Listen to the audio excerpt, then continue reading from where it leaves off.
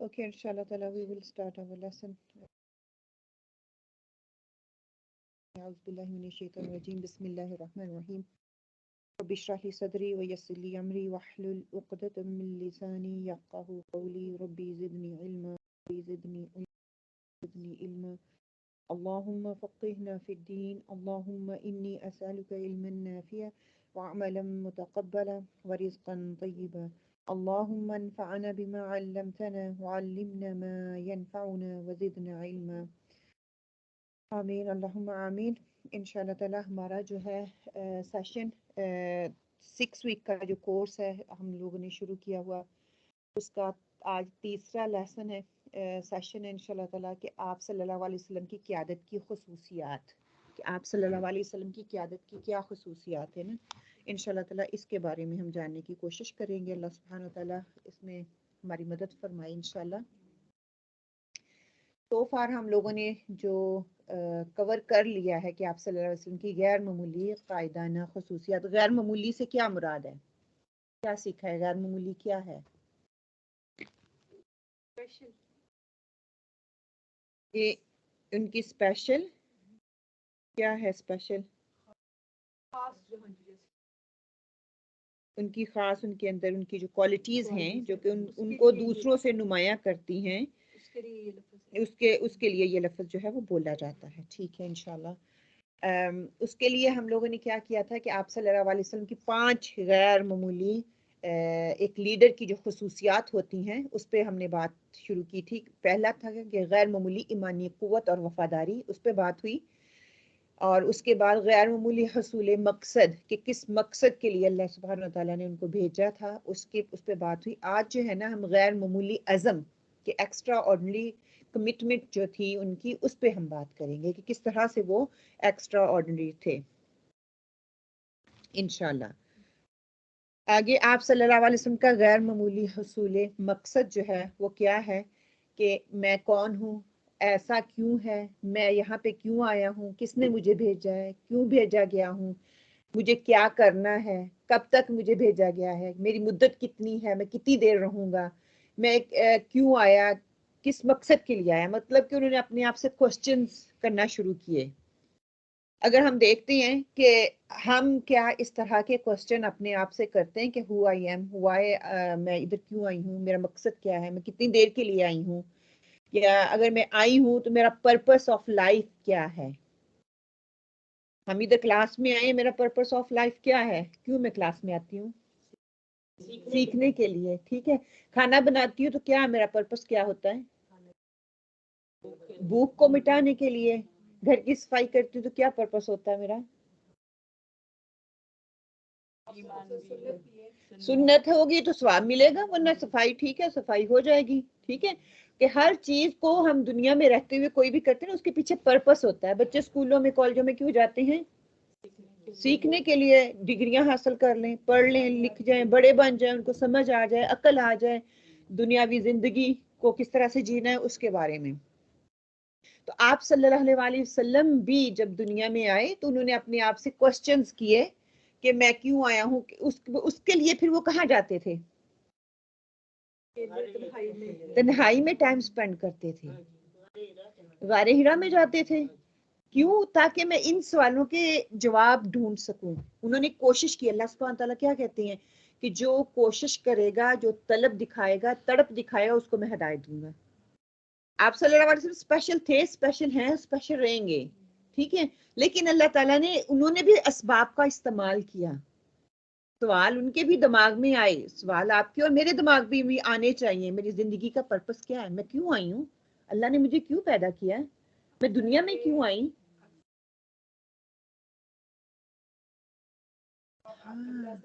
آپ خشوع اس میں لا سکتے ہو آپ سوچ سکتے ہو ہاں آپ سوچتے ہو کہ اچھا میرا مقصد کیا ہے بچوں کی پرورش ہے تو کیا میں بچوں کی صحیح پرورش کر رہی ہوں کیا اسی ڈگر پہ کر رہی ہوں جس طرح سے مطلوب ہے اگر نہیں کر رہی تو اس کے لیے مجھے کیا سوچنا چاہیے مجھے کیا کرنا چاہیے عام حالات میں نہیں ہوتا کیونکہ اس وقت خاموشی نہیں ہوتی اور تہجد کی نماز کا تو سبحان اللہ ایک اور بھی اپنا ہی ہے نا اس پہ انشاءاللہ تعالیٰ ٹائم ملا تو کبھی بات ہوگی کہ ایک اپنا ہی پرپس ہے ایک اپنا ہی اس کا لطف ہے جو ہم پڑھتے ہیں وہ اللہ تعالیٰ کی طرف سے خاص ہوتا ہے۔ اچھا، آپ صلی اللہ علیہ وسلم کے حوالے سے ہم انگریز جو ہے نان مسلم ہیں ان کے حوالے سے جو بڑے بڑے ریسرچر ہیں انہوں نے جو بات کی ہے اس میں ٹامس کارلائل اور مائیکل ہارٹ اس پہ بات ہوئی تھی نا کہ انہوں نے آپ صلی اللہ علیہ وسلم کو جو ہے بہترین انسان جو ہے وہ اپنی کتاب میں لکھا، نان مسلم کہہ رہے ہیں، انہوں نے ہر لحاظ سے تحقیق کی، ہر لحاظ سے ریسرچ کی، لیکن کہہ رہا ہے کہ میرے اس کے علاوہ اور کوئی میرے پاس حل ہی نہیں ہے کہ میں آپ صلی اللہ علیہ وسلم کو پہلے نمبر پر کیوں نہ لے کے آؤں۔ ایک نان مسلم کہہ رہا ہے کہ ہر زندگی کے ہر موڑ پہ ہر لحاظ سے وہ سب سے اعلیٰ سب سے بہتر ہیں۔ پھر یہ کہ کوئی شخص اوپر نظر ڈالے تو ہر طرف جو آسمان چھایا ہوا ہے اس کو نظر آتا ہے، اس طرح انسانی زندگی میں جس طرف بھی دیکھا جائے آپ صلی اللہ علیہ وآلہ وسلم کی زندگی کے نمایاں اثرات جو وہ ہمیں نظر آتے ہیں، وہ کیسے کہ کام کرتے ہوئے نظر آتے ہیں، وہ ساری بہترین قدریں اور تمام اعلیٰ کامیابیاں جن کو آج اہمیت دی جاتی ہے وہ سب آپ کے لائے ہوئے انقلاب کی براہ راست یا بالواسطہ نتائج کے ذریعے میں جو بھی ہم دیکھ رہے ہیں، کیونکہ آپ صلی اللہ علیہ وسلم چلتا پھرتا قرآن تھے، جو قرآن میں لکھا انہوں نے کر کے دکھایا، اور جو کر کے دکھا رہا ہم جو بھی کام کر رہے ہیں آپ صلی اللہ علیہ وسلم نے اپنی زندگی میں وہ سارے کام کیے۔ کہتے ہیں کہ مذہبی اداروں میں شخصیت پرستی کی بجائے خدا پرستی کس نے قائم کی، اعتقادیات کو تہمات کی بجائے حق کی بنیاد کس نے عطا کی، سائنس میں فطرت کی پرستش کی بجائے فطرت کو مسخر کرنے کا سبب کس نے دیا، سیاسیات میں نسلی شہنشاہیت کی بجائے عوامی حکومت کا راستہ کس نے دکھایا، علم کی دنیا میں خیال آرائی کی بجائے حقیقت نگاری کی طرف جو ہے کہ کس نے نظر دوڑائی، سماج کی تنظیم کے لیے ظلم کی بجائے عدل کی بنیاد کس نے فراہم کی۔ جواب یہ ہے کہ یہ تمام چیزیں انسان کو آپ صلی اللہ علیہ وسلم کی زندگی سے ملی، آپ صلی اللہ علیہ وسلم نے کر کے دکھائی۔ آپ کے سوا کوئی نہیں جس کی طرف حقیقی طور پر ان کارناموں کو منسوب کیا جا سکے، دوسرے تمام افراد آپ کے انقلابی دھارے کو استعمال کرنے والے ہیں، نہ کہ اس کو وجود میں لانے والے۔ ان سب کی تخلیق جو بھی ہم دنیا میں کر رہے ہیں نا، جو ہمارے اندر کوئی اخلاقیات ہے، کوئی اعتقادیات ہے، کوئی عقیدے کا نظریہ آتا ہے، وہ سارے کا سارا جو ہے ہمیں آپ صلی اللہ علیہ وسلم کے تھرو جو ہے وہ ملا ہے۔ اللہ تعالیٰ نے آپ صلی اللہ علیہ وسلم کو تاریخ کا سب سے بڑا انسان بنا کر جو ہے انسانی نسل پر اپنا سب سے بڑا احسان فرما دیا۔ ہم پہ جو سب سے بڑا احسان یہ کہ اللہ تعالیٰ نے آپ صلی اللہ علیہ وسلم کو اس دنیا کا جو ہے سب سے بڑا انسان بنایا۔ پھر اس سے کیا ہوا کہ معلوم ہوتا ہے کہ تاریخ میں ایک ایسا بلند ترین مینار انہوں نے کھڑا کر دیا کہ آدمی جس طرف بھی نظر ڈالے وہ آپ صلی اللہ علیہ وسلم کو دیکھ رہا ہے۔ کیسے؟ جب وہ اپنے سارے رہنما کی تلاش میں نکلے تو اس کی نظر سب سے پہلے آپ صلی اللہ علیہ وسلم پر پڑے، جب وہ حق کا راستہ جاننا چاہے تو آپ صلی اللہ علیہ وسلم کے بلند و بالا وجود کو سب سے پہلے اپنی طرف متوجہ کرے۔ آپ صلی اللہ علیہ وسلم کی ساری انسانیت کے لیے ہادی اور اعظم کی حیثیت رکھتے ہیں، اس لیے آپ کو اتنے بلند تاریخی مقام پر کھڑا کیا گیا کہ کوئی آنکھ والا جب آنکھ اٹھائے تو آپ کو دیکھے بغیر رہ نہ سکے۔ سبحان اللہ، کہ ہر طرف ہم نظر اٹھاتے ہیں۔ دوسری طرف اللہ سبحانہ تعالیٰ نے کیا کہ ہمیں عقل دی، عقل کی بنیاد پر ہمیں اختیار دے دیا، اختیار دینے کے بعد اللہ تعالیٰ نے آپ صلی اللہ علیہ وسلم کی بہترین شخصیت ہمارے سامنے رکھ دی، کتاب بہترین کتاب ہمیں دے دی، اب اختیار آپ کے پاس ہے۔ مسئلہ یہ انسان کو اختیار تو دے دیا اچھا یا برا کرنے کا، اگر میں برا کر رہا ہوں اس کا بتا دیا کہ اس کا برا انجام ہے، اگر میں اچھا کر رہا ہوں نا تو یہ بھی بتا دیا کہ اس کا رزلٹ ہوگا اخلاص کی بنیاد پر، لیکن اچھا کرنے کا اختیار ہمیں دے دیا لیکن اس کا رزلٹ کیا آئے گا وہ نہیں بتایا۔ میں نماز پڑھ رہی ہوں، اختیار دے دیا میں اٹھ کے پڑھوں، لیکن وہ قبول ہوئی ہے یا نہیں وہ نہیں مجھے پتا۔ کوئی بھی اچھا کام میں کر رہی ہوں، اللہ تعالیٰ نے مجھے عقل کے شعور کی بنیاد پر مجھے یہ وجود میرے میں رکھ دیا کہ یہ میں کروں گی تو یہ اچھا عمل ہے، اس کا مجھے اجر ملے گا۔ اس لیے اسکالرز کہتے ہیں کہ سب سے بڑی بات یہ ہے کہ جب آپ اچھا عمل کرتے ہو آپ کو دوبارہ توفیق مل جاتی ہے، یہ اسی چیز کی بنیاد ہے کہ اللہ تعالیٰ نے آپ کا پہلے عمل کو قبول کر لیا ہے، یہ اسکالرز کی ہے، لیکن اختیار اللہ کے پاس ہے۔ اگر وہ چاہے تو میری ساری نیکیوں میں سے کوئی خامی نکال دے، ساری ختم، اور وہ سب کو درگزر کر کے رحمان ہے، وہ اپنی رحمانیت کے اس درجے پہ فائز ہے کہ وہ ساری چھوٹی چھوٹی خامیوں کو ختم کر کے تو وہ ان کو قبول کر لے، یہ سب اللہ کے اختیار میں ہے۔ کے ساتھ ہم ہماری وہی نہ کہتے نیک عمل کرنی ہے ہم نے، یہ ہمارے لیے اسباب ہے، دنیا جو ہے اسباب ہے، میں نے اس کو اختیار کرنا ہے۔ ہمیں کہا گیا 5 وقت کی نماز پڑھنی ہے، احکامات دیے گئے، اللہ تعالیٰ دیکھنا چاہتے میں نے اس انسان کو پیدا کیا، کیا یہ فرما بردار ہے، میری بات کو سنتا ہے، ہم نے سننا ہے، ٹھیک ہے، سمینا واتانا۔ لیکن اس کے بعد نیکی کی بنیاد پہ ہم جنت میں نہیں جائیں گے، نیکی کی بنیاد پہ آپ کا دیدار نہیں ہوگا، نیکی کی بنیاد پہ اللہ کا دیدار نہیں ہوگا، بلکہ یہ اللہ تعالیٰ کی رحمت ہوگی۔ 99 رحمت جو درجے جو ہیں وہ آخرت میں مومنین کو دیے جائیں گے، صرف ایک جو ہے ہم دنیا میں ہر طرف نظر آ رہا ہے، ہم اس کا حساب نہیں لگا رہے، تو 99 جب ہمیں جنت میں دیے جائیں گے تو ان کا کیا حساب ہوگا نا پھر، سبحان اللہ۔ تو اپنے پرپس کو دیکھنا ہے کہ آپ کو کیا نظر آ رہا ہے، گاڑی نظر آ رہی ہے، کیا کیسی گاڑی ہے، لائٹیں آن ہیں، فوگی نظر آ رہی ہے، لائٹیں ہیں تو فوگی نظر آ رہی ہے، ٹھیک ہے۔ وہ چارجر آج کل کی ماڈرن گاڑی ہے نا، الیکٹرک گاڑی ہے، ٹھیک ہے، تو اس کا الیکٹرک چارج لگا ہوا ہے، ویدر خراب ہے، بارش ہو رہی ہے، جو بھی ہے، کیا اس میں آپ کو کیا نظر آتا ہے گاڑی کے علاوہ کیا ہے؟ اندھیرا ہے، اوکے اوکے اوکے، اچھا اگلی پہ یہ کیا نظر آ رہا ہے؟ بہت بڑا گھر روشن ہے، ہاں ہر چیز لگ رہی ہے نا کہ ہر چیز اس کے اندر ہوگی، اتنا بڑا گھر ہے۔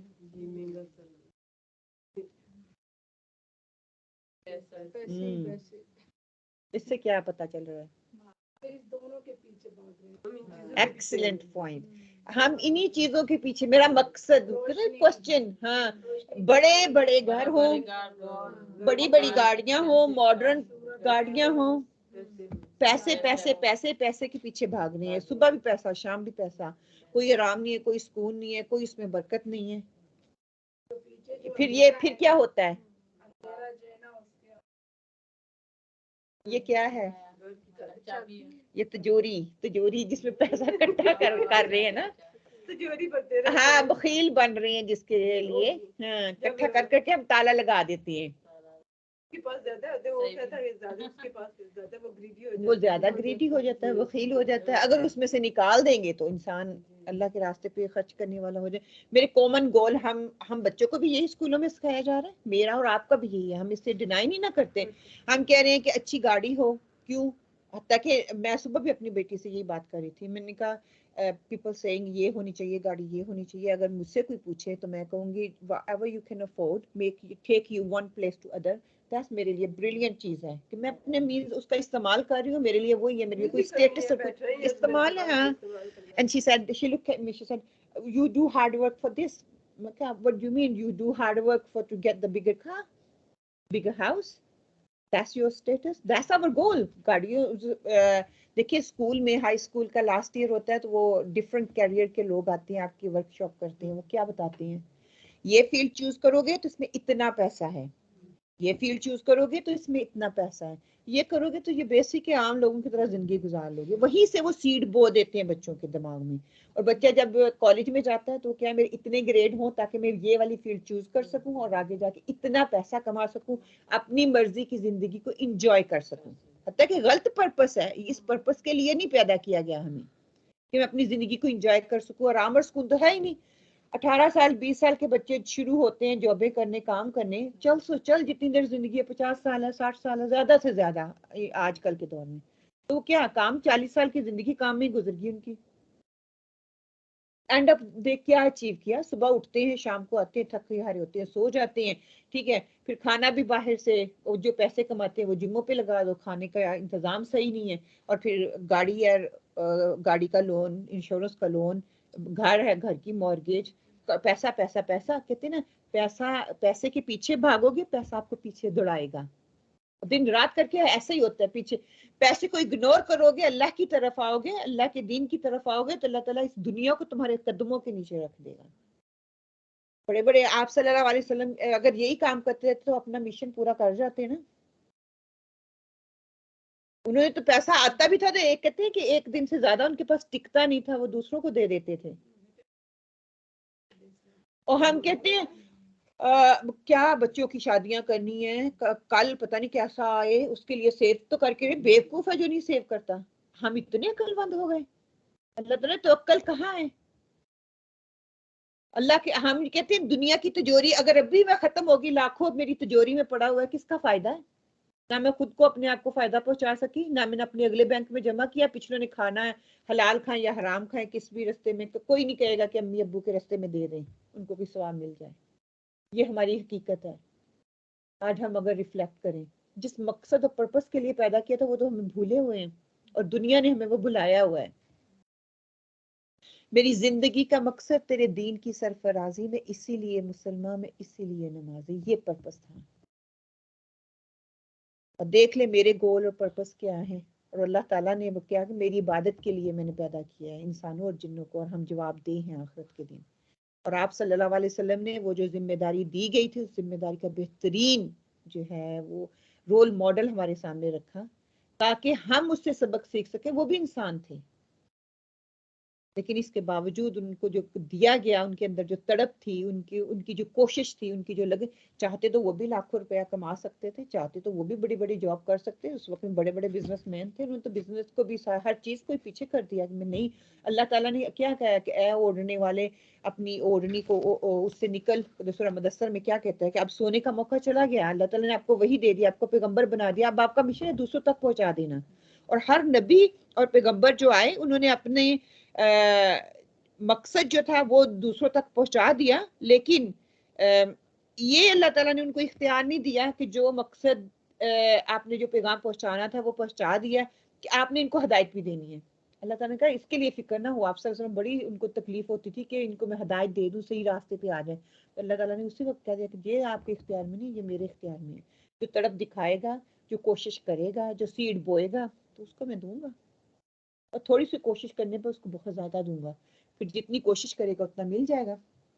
आप सल्लल्लाहु अलैहि वसल्लम के गैर मामूली अहदाफ में क्या आता है? गैर मामूली अहदाफ में अकीदे की तब्दीली का इनकलाब, कि आप सल्लल्लाहु अलैहि वसल्लम ने अकीदे की कैसे कैसे अकीदे का इनकलाब जो है हमारी जिंदगियों में लेके आए। वो ऐसे कि ला इलाहा इल्लल्लाह मुहम्मद रसूलुल्लाह का इकरार इंसान के अंदर सबसे पहली तब्दीली लेके आता है। क्यों? जब हमें ये इकरार हो जाता है कि हर चीज़ का मालिक, हर चीज़ का इख्तियार अल्लाह सुब्हानहू व तआला के पास है, तो हमारे दिल की कैफियत, हमारे अंदर की कैफियत जो है वो बदलना शुरू हो जाती है। जब अंदर की कैफियत बदलती है, अंदर इंसान के अंदर वो ताकत आती है, इंसान के अंदर वो गैरत आती है, इंसान जो है कि हर चीज़ का मालिक सिर्फ और सिर्फ अल्लाह की ज़ात है, तो इंसान के अंदर से हसद, बुग़्ज़, कीना, ऐसी चीज़ें जो है दुनियावी, वो ख़त्म होना शुरू हो जाती है। जब आपको अपने पर्पस का पता चलता है कि अकीदे की तब्दीली तभी आएगी, और वो आप सल्लल्लाहु अलैहि वसल्लम ने करके दिखाई उस वक़्त।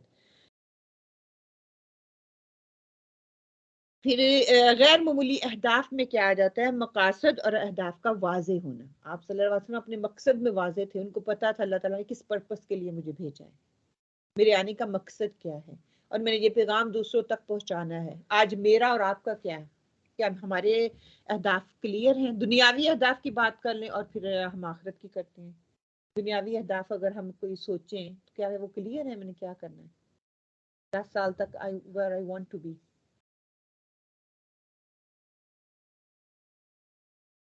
वो तो है, लेकिन अगर इंसान होने के नाते हम बनाते हैं ना।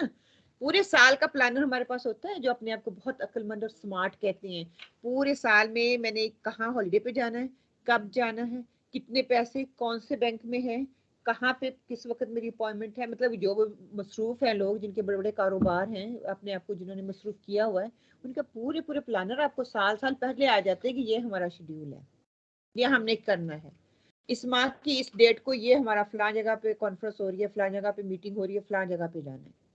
ठीक है, हम छोटे छोटे लोग जो घर वाले, अच्छा जो बेहतरीन माएँ होती है ना, जिनको जो कहते हैं टाइम मैनेजमेंट, जिनको टाइम मैनेजमेंट का पता था, वो भी अपनी प्लानिंग बनाते हैं। हमारी एक स्टूडेंट हुआ करती थी, वो हर चीज की प्लानिंग बनाती थी, हर चीज की, एक एक सेकंड की, इतने पैसे आने, इतने मैंने फलां जगह फलां जगह फलां जगह फलां जगह, ये इस टाइम पे मैंने ये करना है, इस टाइम पे मैंने ये करना है, इस टाइम पे मगर मैंने। मेरी जिंदगी से मैंने वो सीखी बाजी, मैंने जो टाइम बनाया था मुझे वो नहीं होती, अल्लाह के प्लान से होती है। इसलिए बोला अल्लाह اچھا اب یہ آپ نے اپنی میں چاہ رہی ہوں آپ جواب دیں تو پھر اس کا جواب آپ صلی اللہ علیہ وسلم کی زندگی سے بھی ہمیں ملے گا. اوکے آپ وہ کرتے ہو کہ جو اللہ تعالیٰ نے کر دیا ہو رہا ہے بس ہو رہا ہے ٹھیک ہے. آپ کو کوئی خاص واضح کوئی اہداف نہیں ہے کہ زندگی میں کہاں پہ جیوں, کیا سٹیٹس ہونا چاہیے اور آخرت میں میرا کیا ہونا چاہیے. آخرت میں تو سب کو ہم کہیں گے ہمیں جنت ملنی چاہیے ٹھیک ہے. جنت سے نیچے تو ہم ٹکتے ہی نہیں ہیں. جنت ہی چاہیے اور کرنا بھی چاہیے, لیکن جنت کے لیے کوشش مطلوب ہے نا. جنت تو ایسی تو نہیں نا مل جائے گی. ہار نہیں ماننا چاہیے, کوشش کرنی چاہیے. ہاں میں کہوں میں تو بھی I want to be pilot, کروں کچھ بھی نا, پائلٹ بن جاؤں گی, جہاز چلا لوں گی, نہیں چلا سکتی. اس کے لیے میں کالج جاؤں گی, یونی جاؤں گی, اس سے ریگارڈنگ جو بھی ایجوکیشن ہوگی میں وہ لوں گی, پھر جا کے کہیں میں کامیاب ہوں گی.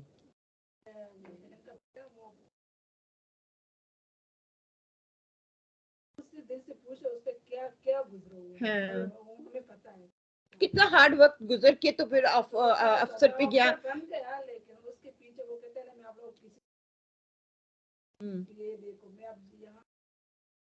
اتنے سالوں کی محنت, کتنے سال, 20-25 سال میرے لگے, 20-25.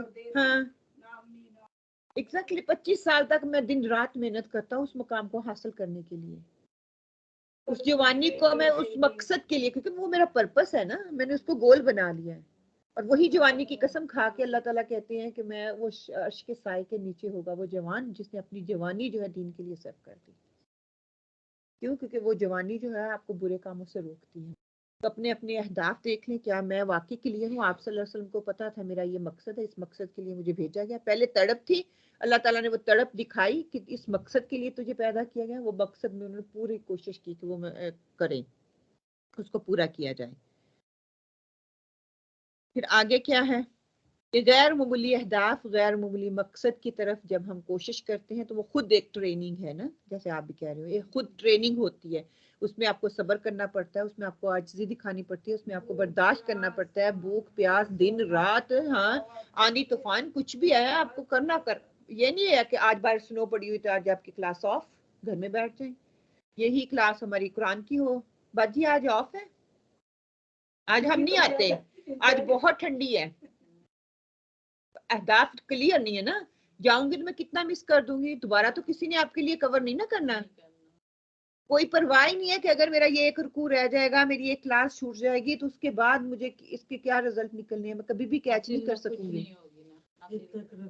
اگر میں آتی ہوں, آنے کا مجھے اجر ملے گا, میرے قدم جو چل کے آئیں گے وہ اجر ملے گا. اتنی ٹھنڈ میں باہر نکلوں گی مجھے وہ اجر ملے گا. اتنے اجر تو میں نے ضائع کر دیے, گھر بیٹھ کے وہ ٹائم میں نے ضائع کیا. ٹائم ضائع ہونے کے ساتھ ساتھ کیا ہوا کہ میں نے کچھ سیکھا بھی نہیں, ٹائم بھی ضائع کیا. جہاں پہ آؤ آپ کے پاس ہیٹنگ ہے, روم گرم ہے, کرسیاں ٹیبل چیئر ہر چیز لگی ہوئی ہے, ہر سہولت آپ کو میسر ہے. صرف چل کے گھر سے باہر نکلنے تک آپ اتنی مشقت نہیں کر سکتے. ہمارے بڑے بڑے مقصد اور گولز کیا کلیئر ہوں گے.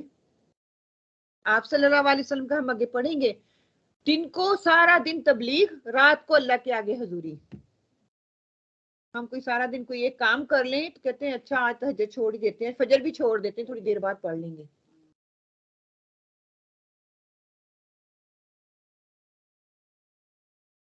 پھر میری زندگی کا مقصد کیا ہے, کہ زندگی کے معنی کیا ہے, آپ کی نظر میں کیا ہے زندگی.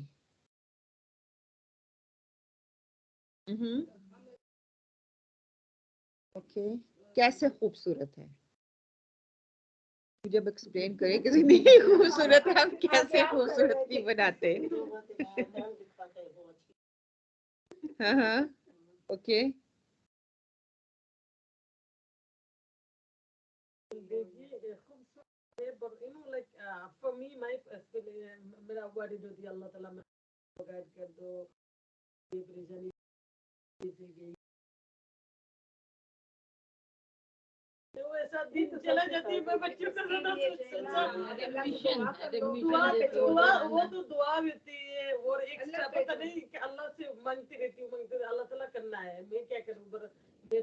کوشش کرنا چاہیے, ایسے مشن ہے نا ہم لوگوں کو سیکھنا ہے. ایسے ٹیسٹ دیا تھا اور ہم لوگ حاصل اچھا چلیں ٹھیک ہے, اللہ کا شکر ہے ہمیں پتہ ہے کہ زندگی کیا ہے, زندگی کے معنی کیا ہے, میں آپ کے سامنے رکھتی ہوں. کہ اگر آپ کسی انسان سے یہ سوال کریں نا زندگی کیا ہے تو وہ یقیناً اس کا جواب نہ دے سکے گا. کیوں؟ کیونکہ اس لیے کہ عام طور پر لوگ مسائل زندگی کے متعلق سوالات یا اگر کوئی دوسرے ان سے سوالات کریں تو ان کے معقول جواب دینے کی تکلیف گوارا نہیں کرتے. یہ ایک حقیقت ہے کہ انسان میں سوال کرنے کی عادت اتنی قدیم ہے جتنی کہ اس کی تاریخ. لیکن انسان سے انسان سوالات کرنے کا عادی ہے. بس اسی لیے اب ہم دیکھتے ہیں کہ جو جوان اور بوڑھے دونوں بے ساختہ سوال کرتے ہیں کہ زندگی کس لیے ہے، زندگی کے کیا معنی ہے، کیا مقصد ہے، کیا پرپس ہے. اور لوگ اسی وقت یہ سوال کرتے ہیں جب زندگی میں انہیں ناکامیوں اور شکستوں کا سامنا کرنا پڑتا ہے. یہ کوئی گول نہیں ہے، کوئی ہدف نہیں ہے، بس گزار رہی ہے جانوروں کی طرح زندگی. تو کیا میں کسی کو بتاؤں کیا پرپس ہے، کیا مقصد ہے زندگی کا؟ اگر زندگی کا مقصد ہوگا میں بتاؤں گا میری زندگی کا یہ مقصد ہے. جو جن کے آگے پرپس ہوتا ہے وہ اچیو کر لیتے ہیں، وہ اچیور بن جاتے ہیں. جن کا کوئی پرپس نہیں ہوتا، کوئی پلاننگ نہیں ہوتی، کوئی ہدف نہیں ہوتا تو وہ کچھ بھی اچیو نہیں کرتے. وہ عام زندگی کی طرح انسانوں کی طرح جیتے ہیں اور جینے کے بعد کھا لیا پی لیا سو لیا بچے پیدا کر لیا اسکول بھیج دیا اٹھا لیا کر لیا دن اسی میں ختم ہو جاتا. اور ہم دیکھ لیں آج ہماری روٹین کیا ہے کہ ہم یہ نہیں کرتے، کھا لیا پی لیا سو لیا، ٹھیک ہے، بچوں کو اٹھا لیا بچوں کو چھوڑ دیا، اور اس کے علاوہ ہم کہتے ہیں ہم بہت مصروف ہیں گھر کی صفائیاں کرنا. میں یہ نہیں کہتی کہ یہ نہیں کرو، یہ بھی زندگی کا حصہ ہے، ہم نے زندگی گزارنی ہے، یہ کرنے ہیں. لیکن اس کے ساتھ اللہ کا ٹائم کہاں ہے؟ جس مقصد کے لیے بھیجا گیا ہے اس مقصد کو ٹائم کب دوں گی، کب یہ پیغام میں دوسروں تک پہنچاؤں گی؟ اس کے لیے تو ٹائم ہی نہیں ہے. میرے پاس اپنے علم کے لیے اپنی آخرت سنوارنے کے لیے ٹائم نہیں ہے تو میں دوسروں کو کیا دوں گی؟ اس کے لیے میرا ٹائم نہیں ہے، پرپس ہی کلیئر نہیں ہے. کہتے ہیں کہ انسان اپنے افعال سے خود اس سوال کا جواب حاصل کر لے سکتا ہے. اگر ہم کسی شخص کی گفتگو پر کان نہ دھریں اور صرف اس کے افعال اور حرکات کو غور سے دیکھیں تو ہم کو معلوم ہو جائے گا کہ اس نے اپنے لیے زندگی کے کچھ معنی قرار دے لیے ہیں اور اس کی عادات، اس کے خصائص، اقوال اور اعمال اس معنی کے مطابق جاری ہیں. اور یہ کہ اس نے اپنے نزدیک زندگی کا ایک مقصد جو ہے وہ قرار دے لیا ہے، جو وہ سمجھتا ہے اسی کو زندگی سے مقصد بنایا ہوا ہے اور اس مقصد کو حاصل کرنے میں وہ مصروف ہے. اس کے علاوہ وہ اوپر اٹھ کے دیکھ ہی نہیں رہا کیونکہ اس کا پرپس ہی چھوٹا سا ہے. مقصد ہی یہ بچے پالنا، بس ان کی تربیت کیسی ہو رہی ہے اس کے لیے کوئی جہد نہیں ہے. جس کو تڑپ لگ جائے گی بچوں کی تربیت اچھی ہو وہ اس کے لیے علم حاصل کرے گا. علم حاصل کیوں؟ دین کے حساب سے ان کی تربیت کروں. اگر دین کا علم ہی نہیں ہے تو میں بچوں کی تربیت کیسے کروں؟ ان کو مینرز دے سکتی ہوں، ہاں بائی آل مین. دیکھیں نا ہم نے پچھلے ویک بھی بات کی تھی، اگر کہ اس میں بہت غلو ہے. ایک طرف یہ ہے کہ آپ عبادات میں اچھے ہیں، آپ کے جو ہے کردار، آپ کا اخلاقیات وہ بہت ڈاؤن ہے، اور دوسری طرف آپ کی عبادات نہیں ہے، آپ کے پاس کردار مطلب اسٹیٹس ہے نا، امیر گھر بڑے، تو اٹھنا بیٹھنا کھانا بڑے تہذیب طریقے سے ہو رہا. دونوں میں غلو ہے، دونوں میں بیلنس نہیں ہے. دین تو دونوں چاہ رہا ہے، اخلاقیات بھی ہوں، مینرز بھی ہوں، دوسروں کو پتہ چلے یہ ایک مسلمان ہے. اس کے ساتھ ساتھ عبادات، پرپس آف لائف، مقصد جو ہے اس کو بھی پورا کرنا ہے، اس کو بھی تقویت دینی ہے. پھر زندگی کا مقصد اور جو ہے اس کا تعین کرنا کہ زندگی کیا ہے. کہتے ہیں کہ زندگی کا مقصد، اس کے کیا معنی ہے، کوئی بھی پوری طرح سمجھ نہیں سکا. ہم زندگی کو ایسے ہی معنی ایک حد تک نیک اور مفید مقصد دیکھ سکتے ہیں، بالکل غلط بھی نہیں کہہ سکتے اور بالکل ٹھیک بھی نہیں کہہ سکتے. اب زندگی کے مقاصد ان دو قسموں کے درمیان ہوں گے. ایک کیا ہے حقیقت کا مطلب کیا ہے، دوسرا انسانی بندھن، کہ جب انسان کو رشتے میں بنتا ہے اس کے بعد اس کی لائف شروع ہو جاتی ہے. ایک کیا ہے کہ حقیقت کیا ہے، کہ حقیقت استعمال کریں تو ہمارا مطلب اس حقیقت سے یہ مراد ہوتا ہے کہ جس کا تعلق انسانی اور دنیاوی انسانوں کی زندگی ہے، اس کے سوائے اگر کسی اور کی حقیقت کا وجود ہو تو اسے ہم نہیں جان سکتے اور نہ ہم اس سے کوئی تعلق یا کوئی ایسا مقصد اس سے نکال سکتے ہیں. بیسکلی یہی ہے کہ زندگی کا مقصد اور تعین کرنے کے لیے ہمیں جاننا پڑے گا کہ زندگی ہے کیا، ریئلی زندگی کا مقصد اور پرپس ہے کیا. پھر اگلا کیا ہے، زندگی کا مقصد دوسروں کی خدمت. کیسے؟ آپ صلی اللہ علیہ وسلم نے ساری زندگی دوسروں کی خدمت کی، آپ نے کبھی نہیں کہا کہ میری خدمت کی جائے. آج کل ہمارا رویہ کیا ہے، میرا حق کہاں ہے، میرے لیے اس نے کیا کیا، میں نے اس کے لیے وہ کیا. کتنوں کو ہم اپنے سے پہلے رکھتے ہیں. آپ صلی اللہ علیہ وسلم کی بہت سی سیرت کو کھول کے دیکھیے، ہر مقام پہ آپ نے دوسرے کو پہلے رکھا. ہم کہتے ہیں ٹیکر بن جائیں, مجھے دیتے جاؤ, گیور نہ بنے. دیکھیے پہلے کہتے ہیں forgive then forget. forget کرو گے تو forgive کرو گے نا. ہم کہتے ہیں نو, پہلے مجھے دو, ہم پہلے گیور, آپ گیور بنے, میں گیور نہیں بنوں گی. اب گیور بن کے دیکھیں, کہتے دینے والے کا ہاتھ لینے والے کے ہاتھ پہ اوپر ہوتا ہے. ہمارا الٹی دماغ کی چل رہی ہے نا, شیطان نے ہمارے دماغ الٹے چلائے ہیں. نہیں, اس نے تو فون نہیں کیا, اس نے تو بلایا نہیں, میں کیوں کروں. یہ نہیں کہ میں کروں, I want to be different to her. وہ فیملی میٹر ہو, وہ کوئی اور میٹر ہو, ہر میٹر میں یہ سوچے کہ میں یہ کروں گا, میں نے دوسروں کی خدمت کرنی ہے, میں نے دوسروں کو مقام دینا ہے, میں نے دوسروں کے لیے سوچنا ہے. کیوں, یہ آپ صلی اللہ علیہ وسلم کی جو ہے سنت بھی ہے, اور قرآن پاک میں اللہ تعالیٰ کہتے ہیں وَسَارِعُوا إِلَىٰ مَغْفِرَةٍ مِّن رَبِّكُمْ وَجَنَّةٍ عَرْضُهَا, کہ دوڑ لگاؤ اپنے رب کی بخشش اور جنت کی طرف. اگر مجھے جنت اور بخشش چاہیے تو مجھے اپنے آپ کو پیچھے چھوڑنا ہے, دوسروں کو ترجیح دینی ہے, دوسروں کو آگے رکھوں گی. اس سے آپ کا دل کے اندر سکون بھی آئے گا, آپ کو تقویت بھی ملے گی. آپ اپنے آپ کو جتنا مرضی نرچ کر لو, اپنے آپ کو جتنا مرضی بڑا سٹیٹس دے لو, لوگوں کے اتنے بڑے گھر ہیں لیکن سکون نہیں ہے.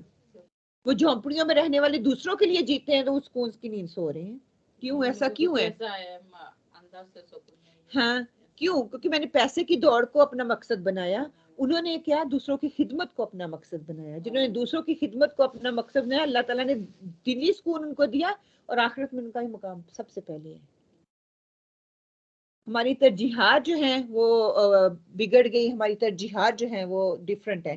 پھر آپ صلی اللہ علیہ وسلم ہمیشہ با حوصلہ اور پر امید تھے. اس میں 3 واقعات آپ کے سامنے رکھوں گی. سفر طائف ہے, خندق کھودنے کا واقعہ, اور ہجرت کے مواقع پر سراقہ بن مالک جو ہے ان کا واقعہ جو ہے انشاءاللہ تعالی میں آپ کے سامنے رکھوں گی.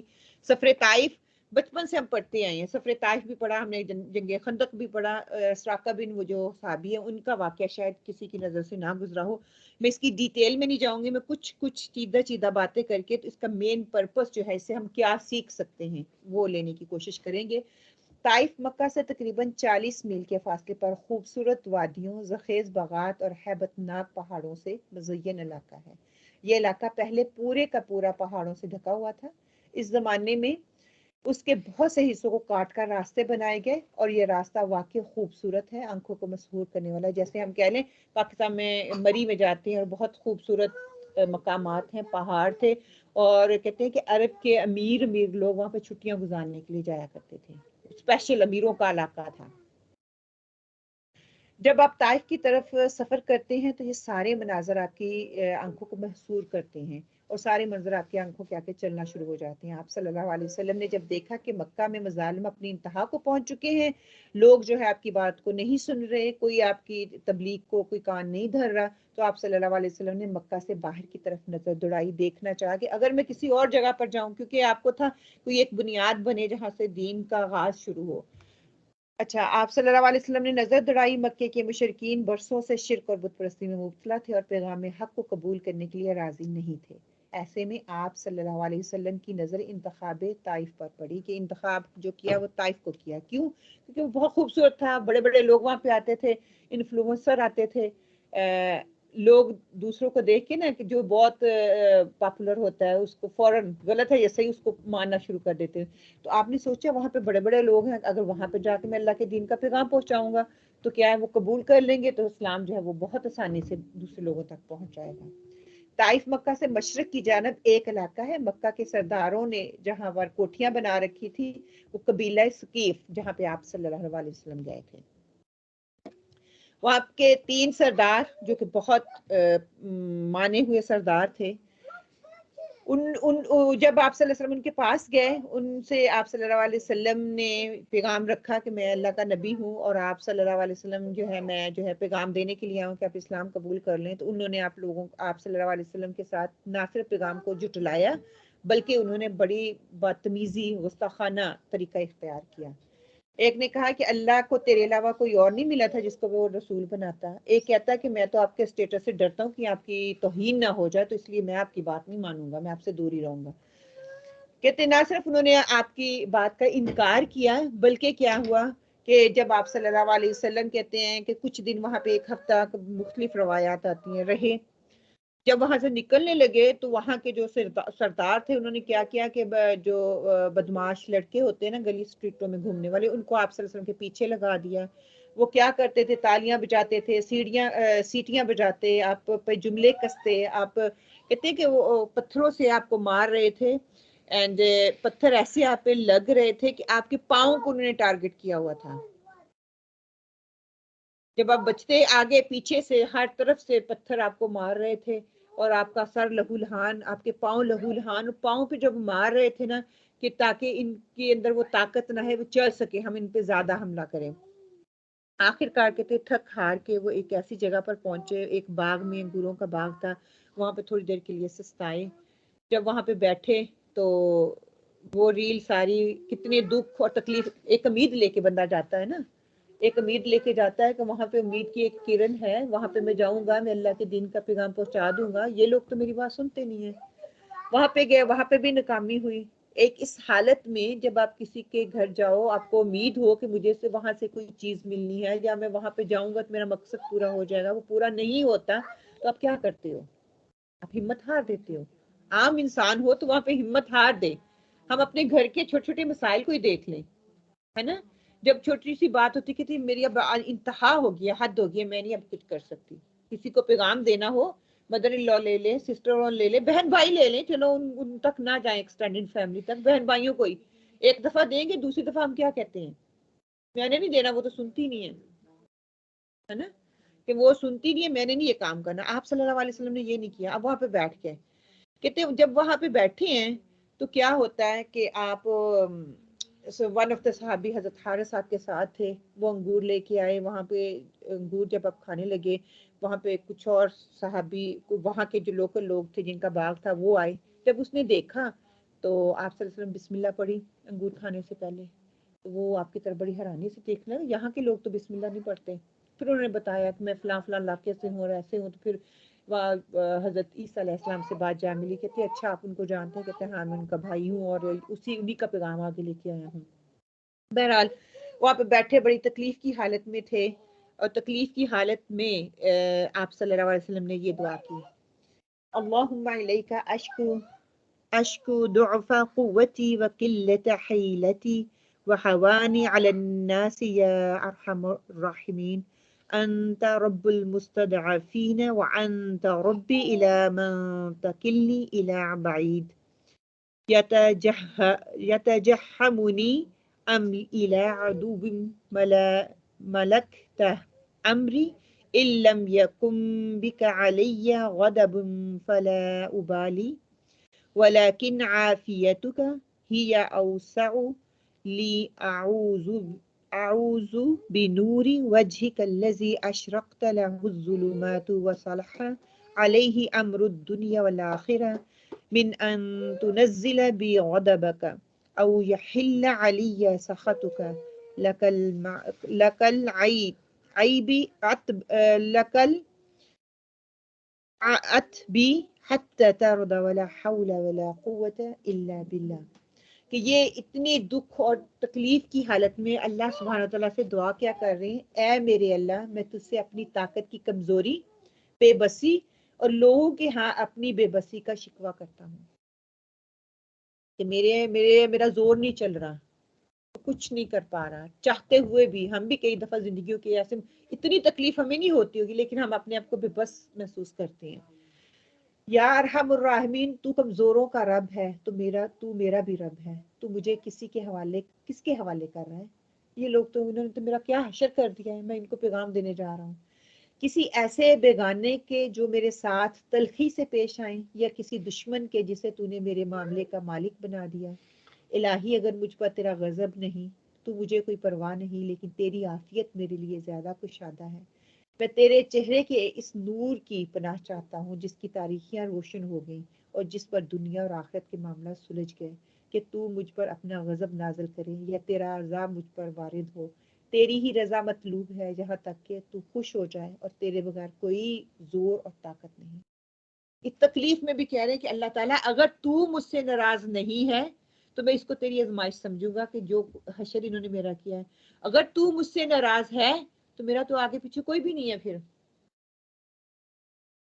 दुआ को आप प्रिंट आउट कर जी, कहते हैं कि कोई भी आपको तकलीफ हो, किसी भी मसाइल से आप गुजर रहे हो, किसी भी मुसीबत से गुजर रहे हो, तो इस दुआ को दिल से पढ़ें दुआ के प्रिंट आउट कि आप सल्लल्लाहु अलैहि वसल्लम जब कहते हैं हजरत आयशा ने आपसे पूछा था तो क्या कहता कि ताइफ से ज्यादा तकलीफ के मामला दुनिया में मुझे उस मेरी जिंदगी में मुझे नहीं आया। इस वक्त इतनी तकलीफ, इतनी होप लेके आप जाते हैं, इतनी उम्मीद लेके जाते हैं, और क्या होता है जब आगे से आपको जवाब नहीं मिलता। अल्लाह ना करे हम इस तरह के हालात से गुजरें, लेकिन हम कमज़ोर ईमान वाले हैं ना, छोटे छोटे मामला बच्चों के मामला से होते हैं तो हम तकलीफ में आ जाते हैं। तो ये दुआ पढ़नी चाहिए और इसी तरह अल्लाह ताला से दुआ मांगनी चाहिए कि ये छोटी छोटी आजमाइशें या तकलीफ़ें आ रही हैं, ये तुम्हारी अल्लाह की नाराज़गी का बायस नहीं है। हाँ, अल्लाह अगर मुझे आजमाना चाहता है तो अल्लाह ताला मेरे अंदर सख्त पैदा कर दे, मेरे अंदर ताकत पैदा कर दे ताकि मैं इसको पूरा कर सकूँ। और अगर मेरी आजमाइश नहीं है, तेरी नाराज़गी है, तो अल्लाह ताला हम जो भी मेरे से गलत काम हो रहा है उससे मुझे माफ़ फरमा दे और मुझे मेरे लिए इस्लाह का सबब जो है वो बना दे। हफीज जलंधरी का शेर है, वो लिखते हैं कि इलाही करम कर को सारे ताइफ के मकीनों पर, इलाही फूल बरसाए इन पत्थरों वाली जमीनों पर। किस तरह उन्होंने ना आप सल्लल्लाहु अलैहि वसल्लम देखिए उनके लिए आगे फिर कहते हैं जब ये दुआ निकली, दुआ कर रहे थे, इसी दौरान फरिश्ता आ जाता है, आके कहता है कि अगर आप कहें कि मैं इनको दो पहाड़ों के दरमियान में इनको मैं पीस के रख दूं, पढ़ते आ रहे हैं बचपन से, तो क्या कहा कि नहीं, इन्हीं की नस्ल से जो है मुसलमान आगे उम्मत आएगी। मोहम्मद बिन कासिम कहते हैं इन्हीं की, फिर वही से ताइफ से ही हैं, ताकि उन्होंने सिंध को फतह किया और बहुत बड़े बड़े जो है स्कॉलर्स वहां से निकले फिर। अच्छा, सफर ताइफ से हमारे लिए सबक क्या निकलता है कि एक शख्स की खास मेहनत से आज तक वो इस्लाम जो है हम तक पहुंचा, फिर मुश्किल और तकलीफ के बाद ही आसानी है, और वो आसानियां आज हम देख रहे हैं ना। अगर उन्होंने उस वक्त मुश्किल देखी, तकलीफ देखी, कितने कर्ब और तकलीफ से गुजरे, तकलीफ और मुश्किल में शिकवा और शिकायत करना किससे है? अल्लाह से। ना किसी सहेली से, ना किसी दोस्त से, ना किसी बच्चे से, ना किसी बेटी से, ना किसी बेटे से, किससे करना है? अल्लाह से। रो रो के अल्लाह से करें, उसका हल दिल को सुकून मिलेगा अल्लाह से करने से। हम कहते किसी को बता दें, चलो ठीक है, ये नहीं कि ना बताएं, कई दफा होता है इंसान की साइकोलॉजी, किसी को बता दूंगी तो शायद किसी को फर्क हो। हाँ, फिर ऐसे बंदे को बताएं जो कि आपको तसल्ली देने वाला हो, ना कि आपका मजाक उड़ाने वाला हो, आपको हेल्प कर दे, अल्लाह ने रास्ता निकालती है। हाँ देखिए, हजरत हारिस साहब के साथ हैं, आपको हर पत्थर से बचाने की कोशिश कर रहे हैं। गिला करना होता तो उनसे कर सकते थे ना, आपके बहुत बड़े राजदान थे, जितने भी मुनाफिकीन थे उनको बता दिया था इतने इतने मुनाफिकीन है, लेकिन ये गिला अल्लाह से ही किया, कर सकते थे ना। और दूसरी बात देखिए, ये हमें सिखाने के लिए भी है, अगर अल्लाह ताला चाहते तो क्या वहां पे मदद नहीं दे सकते थे? उनको रोक नहीं सकते थे जो आपको पत्थर मार रहे थे? पत्थरों को रोक, अल्लाह ताला के लिए तो कुछ मुश्किल नहीं है। आगे हम पढ़ेंगे कितनी कितनी मसाइल आए, मुश्किलें हैं, अल्लाह ताला ने वहां पे, हाँ सूरत में हाँ थोड़ा था, हाँ सारी कुछ अल्लाह ने एग्जैक्टली, जहाँ चाहे अल्लाह ताला अपने नबी को मदद पहुंचा सकते हैं। लेकिन ये हमारे लिए कि तकलीफ और मुश्किल में गिला और शिकवा करना है, ये इंसान है, इंसानों पे आएंगे, ऐसे हालात भी आएंगे, लेकिन पलटना अल्लाह की तरफ से, दुआ अल्लाह से ही मांगनी है। फिर क्या है, मुश्किल और आजमाइश में इस्तेमाल होने वाली जो टूल्स हैं, सब्र और इस्तकामत, जब्त करना, उसको बर्दाश्त कर जाना, तहम्मुल और बर्दाश्त और इस्तकलाल, ये बहुत जरूरी है। और अगर ये टूल्स मेरे पास नहीं है, मेरा टूल बॉक्स खाली है, तो मैं फिर नाकाम हूँ। यही हमें सफर ताइफ से हासिल होता है कि हर गिला शिकवा जो भी करना है अल्लाह सुब्हान तआला से करना है। अगला जंग खंदक। जंग खंदक के हवाले से कोई कुछ बताएगा थोड़ा सा? किसी को पता है? बचपन से हम पढ़ते आ रहे हैं, कोई अंदाजा है? भूल गए हैं? ओ सुभान अल्लाह। मिलके कल मदीना पे हमला करने के लिए आ रहे थे, तो उससे बचाव के लिए तो एक साहबी ने आपको मशवरा दिया था हज़रत सल्लल्लाहु अलैहि वसल्लम को कि ऐसे खंदक बना लेते मदीना के इर्द-गिर्द ताकि वो सीधे अंदर ना आ सके। उस वजह से खंदक खुदी में सलमान फारसी जो थे ना, इन्हीं के हवाले से मैं सुभान अल्लाह पढ़ रही थी कि बचपन से ही अल्लाह ताला ने इनको इतनी वो दी हुई थी। बाप जो था आग का पुजारी था, वहां पे पूजा करते थे, तो कहते हैं ये पर्पस ठीक नहीं है। बहुत बड़े जिम्मेदार थे जमीनों पे। एक दिन ऐसा हुआ कि बाप जमीनों पे नहीं जा सका, तो इसको भेजा कि जाओ जमीनों को देख के आओ। وہاں کیا ہوا، کہتے زمینوں پہ جا رہے ہیں، راستے میں گرجا آ گیا، وہاں پہ دیکھا لوگ عبادت کر رہے ہیں، ان کا طریقہ ان کو بہت اچھا لگا، عیسائیت۔ وہ پھر کہتے ہیں کہ گھر جب واپس گیا، باپ نے شام ہوگی، باپ نے پوچھا کہاں تھے، تو کہتے ہیں کہ میں تو اس طرح گرجا آ گیا، میں تو زمینوں پہ تو گیا ہی نہیں ہوں، گرجے میں گیا۔ سلمان فارسی، ہاں، کہ میں گرجے میں چلا گیا، گرجے میں باپ کو کہ یہ تو ہمارے دین سے پھر جائے گا، اس نے بیڑیاں پہنا دی، اندر بند کر دیا۔ لیکن انہوں نے خط لکھا، جو تھے چرچ کے پجاری، جو چرچ کے ہوتے ہیں نا بڑے، ان کو خط لکھا کہ اگر کوئی بندہ شام کی طرف جائے تو میں ان کے ساتھ جانا چاہوں گا، مجھے بتا دینا۔ جب انہوں نے خط لکھا، چلے گئے شام کی طرف، وہاں پہ گئے تو جا کے وہاں پہ جو پادری ہوتے ہیں نا، سب سے ایک کے پاس گیا، کچھ دیر ان کی خدمت کی، وہ نکلا ایسا کہ لوگوں کو دھوکہ دینے والا، اس نے اپنی تجوری اتنی بھر لی، جب وہ فوت ہوا تو لوگوں کو کہتی ہیں کہ یہ جو تھا یہ آپ کے ساتھ مخلص نہیں تھا۔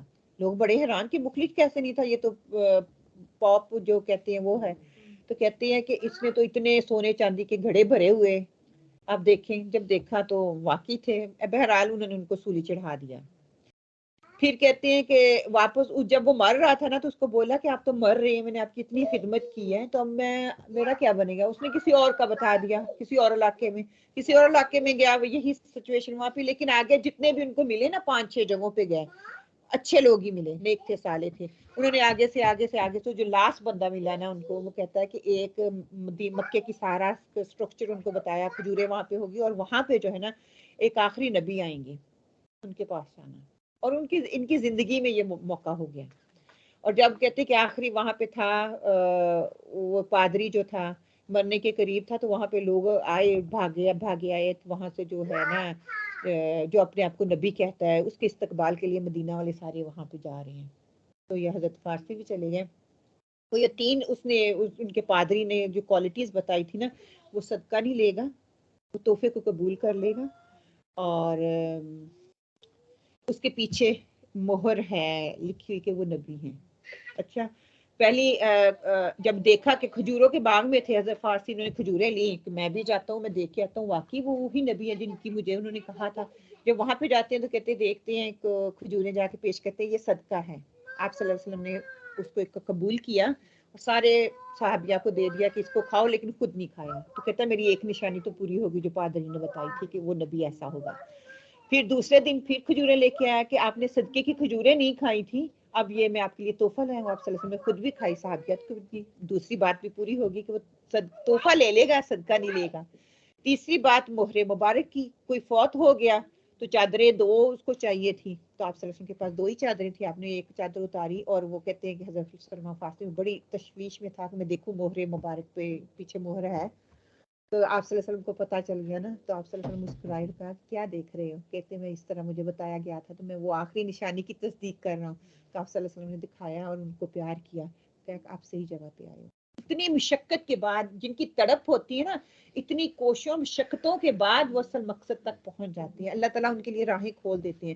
نہیں تو ایک پادری گیا، تھوڑی دیر ان کی خدمت میں رہا، اللہ تعالیٰ نے ان کو بھی اتنی زندگی نہیں دی کہ ساری زندگی وہیں پہ گزار دے۔ 1 2 3 4 5 کے بعد جا کے منظر ملی کہ وہ ایک بندہ ایسا آئے گا جو کہ نبی اپنے آپ کو کہلائے گا، اس کی یہ نشانی ہے، اس کے پاس جانا تم، وہاں جا کے اپنے اصلی مقصد پہ پہنچے۔ تو اس سلیمان فارسی کی جو ہے وہ بات ہو رہی ہے۔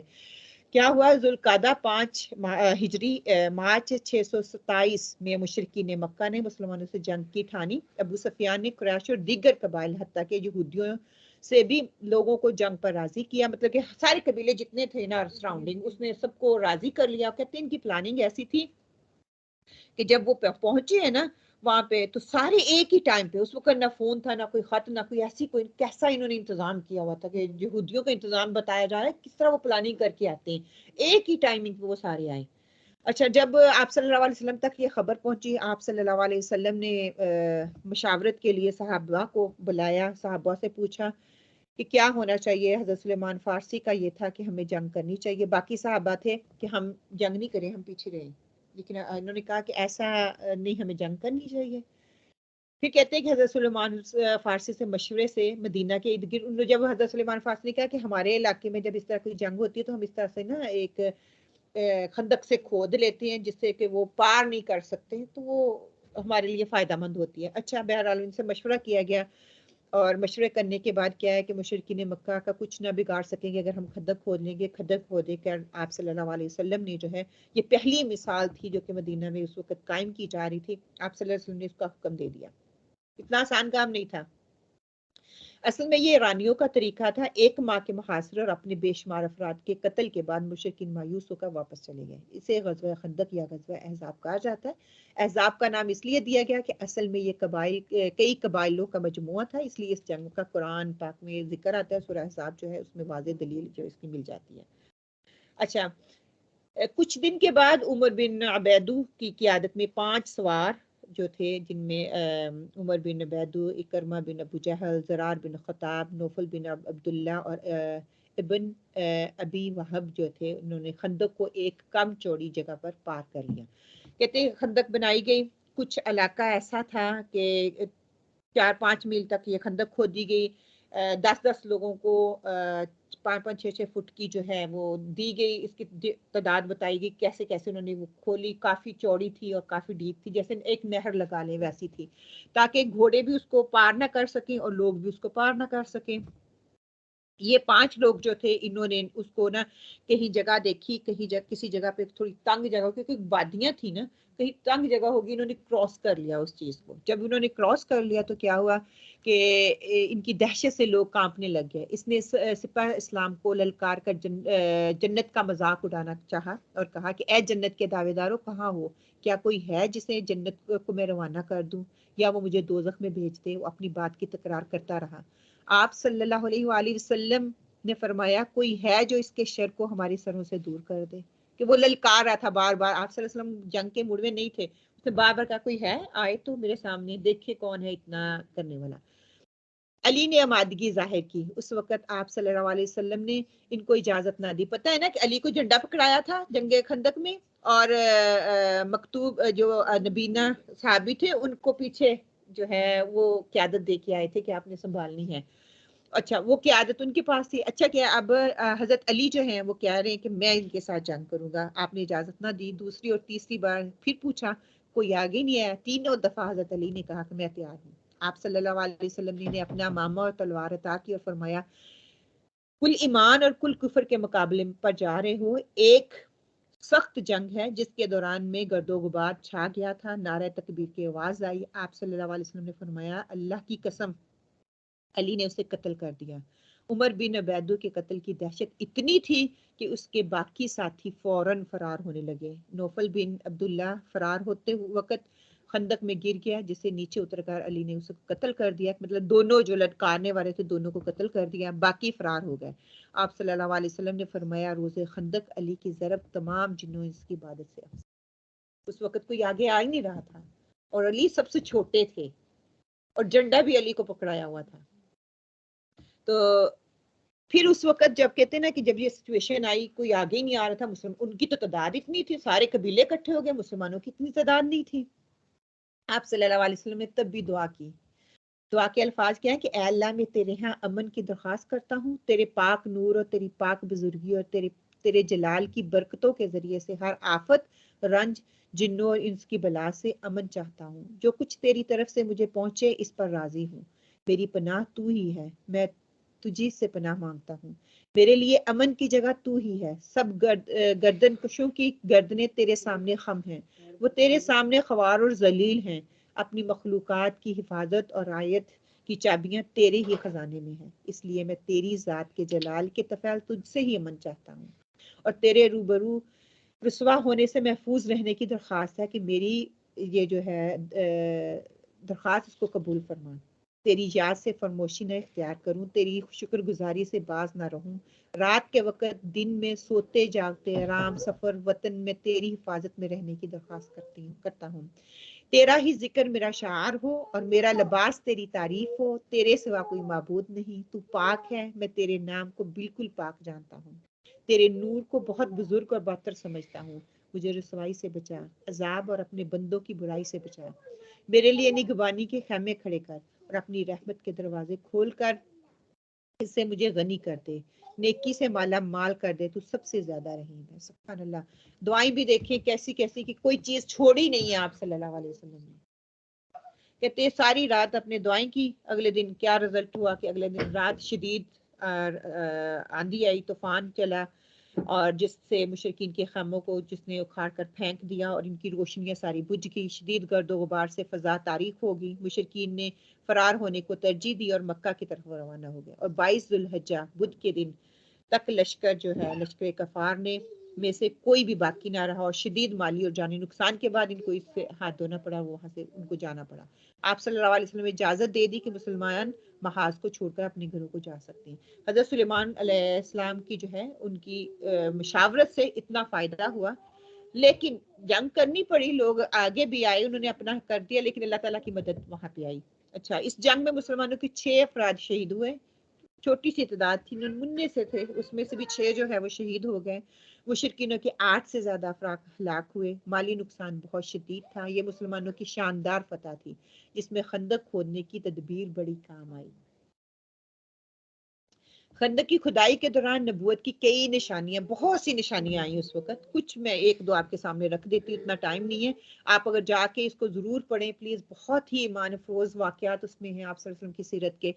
صحیح بخاری کی روایت میں آتا ہے کہ حضرت جابر بن عبداللہ رضی اللہ نے آپ صلی اللہ علیہ وسلم کے اندر سخت بھوک کے آثار دیکھے تو بکری کا ایک بچہ ذبح کیا. کہتے ہیں کہ جب خندق کھود رہے تھے, کھودنی بہت مشکل تھی, خندق توڑی نہیں جا رہی تھی, تو آپ صلی اللہ علیہ وسلم نے, پھر وہ حدیث آتی نا کہ روم اور شام وہ ساری کافی لمبی ہے, کہ اس کی نشاندہی کی, کھود گدال ماری تو وہ پتھر جو ہے وہ ٹوٹ گیا.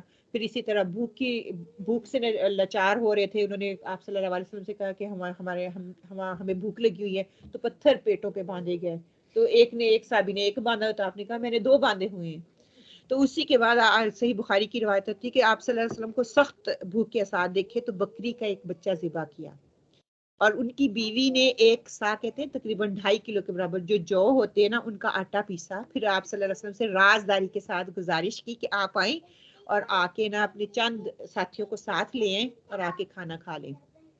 لیکن آپ صلی اللہ علیہ وسلم کو تو یہ گوارا ہی نہیں تھا کہ اگر میں بھوکا ہوں تو میرے ساتھی بھی بھوکے ہیں, سارے میرے ساتھ کام کر رہے ہیں. تو انہوں نے کیا وہ ساروں کو لے گئے, 1000 سے زیادہ لوگ تھے کہتے ہیں, وہ چلے گئے. اچھا, جب وہاں پہ جاتے ہیں کہ وہ سب کو اپنے ساتھ لے گئے, اور سب لوگوں نے اسی ذرا جتنے کھانے سے شکم سیر ہو کے کھایا, مطلب کہ بھر کے کھایا انہوں نے. اور پھر بھی گوشت کی ہانڈی اپنی اصلی حالت میں برقرار رہی, اور بھری کی بھری رہی, جوش مارتی رہی. اور آٹا جو گوندا ہوا تھا اپنی اصلی حالت میں برقرار رہا. اس سے روٹی پکائی جاتی تھی, اور وہ سارے کھا کے سبحان اللہ.